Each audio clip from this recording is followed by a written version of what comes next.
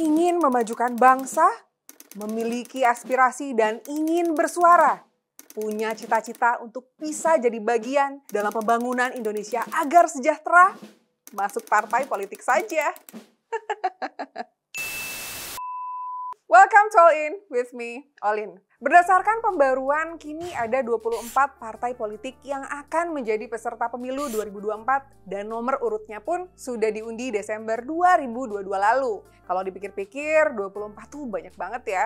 Ngapain juga sih ada partai politik baru terus? Toh, semuanya niatnya sama-sama baik kan? Ya nggak sih? Bener nggak? Atau mungkin minat bikin partai politik baru karena ada saluran dana? No? Ya minimal jadi motivasi lah ya. Ya sekarang partai politik tuh apa sih? Kerjanya ngapain? Menurut Undang-Undang Nomor 2 Tahun 2008, partai politik diartikan sebagai organisasi yang bersifat nasional dan dibentuk oleh sekelompok warga negara Indonesia secara sukarela atas dasar kesamaan kehendak dan cita-cita untuk memperjuangkan dan membela kepentingan politik anggota, masyarakat, bangsa, dan negara, serta memelihara keutuhan Negara Kesatuan Republik Indonesia berdasarkan Pancasila dan Undang-Undang Dasar 1945. Panjang ya.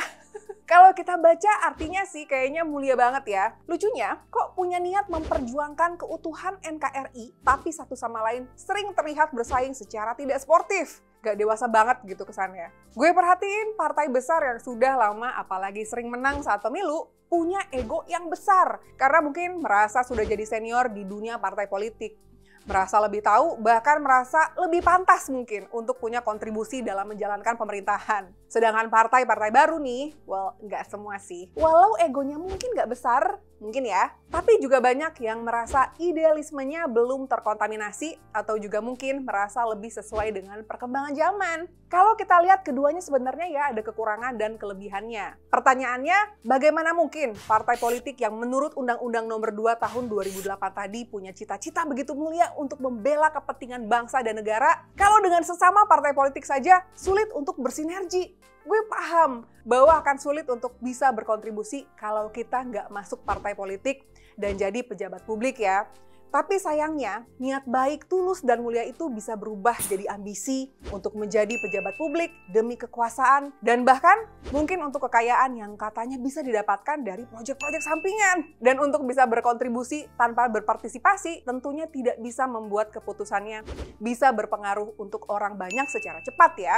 Apalagi kalau hanya jadi kontributor politik tanpa menjadi pejabat publik, bakalan butuh pergerakan besar-besaran, heroik dan viral agar bisa membuat sebuah perubahan yang ujung-ujungnya lagi yang bikin keputusannya ya pejabat publik itu lagi. So yes, kalau benar-benar niat mau kerja keras demi membangun bangsa, memang jalan tercepat dan termudahnya ya join partai politik. Walaupun memang sulit ya memilih partai politik mana yang paling bisa dipercaya dan bisa benar-benar mendengarkan aspirasi kita sebagai individu.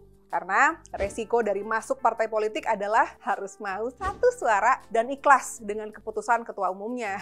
So mostly yang terjadi di negara kita yang tercinta ini, kalau punya idealisme yang kuat, bahkan mungkin punya inovasi yang keren banget. Tapi kalau partai politik nggak suka, ya ide dan pikiran hebat kalian pasti diabaikan. Disuruh bawa doa aja. Terus, cara untuk berpartai politik itu gimana sih? 1. Pilih partai apa yang paling cocok dengan hati kalian. Milihnya jangan asal-asalan. Jangan hanya karena warnanya, karena lambangnya, karena janji manisnya, karena pernah menang, karena belum pernah menang jadi nggak tega ya. Atau mungkin karena ada idola. Tapi pilih partai yang kalian yakin bisa mendengar aspirasi kalian, bisa menganggap eksistensi kalian itu penting ada di dalam tubuh partai tersebut, dan pastikan gak ada embel-embel persyaratan yang membuat harga diri kalian jatuh ya. Karena percaya sama gue, demi menang, partai politik tuh seringkali empatinya berkurang. Bahkan ini menurut kacamata gue ya, bukan partai politik loh yang membantu orang miskin, tapi malah sebaliknya.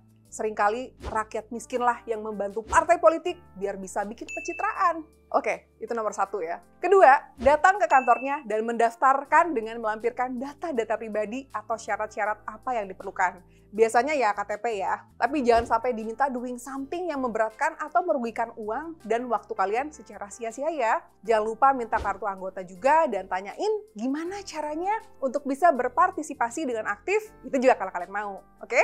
Ketiga, selalu update terhadap dinamika partai. ikuti aturan dan berikan solusi untuk perkembangan dan kemajuan partai biar keberadaan kalian bukan hanya untuk meramaikan saja ya. Dan keempat, siapkan mental. Ingat, siapin mentalnya. Karena dinamika di dalam tubuh partai politik itu bisa draining your emotion, apalagi kalau ternyata nggak sesuai dengan ekspektasi. So, sudah tahu mau masuk partai mana? Share di kolom komentar ya. Bye!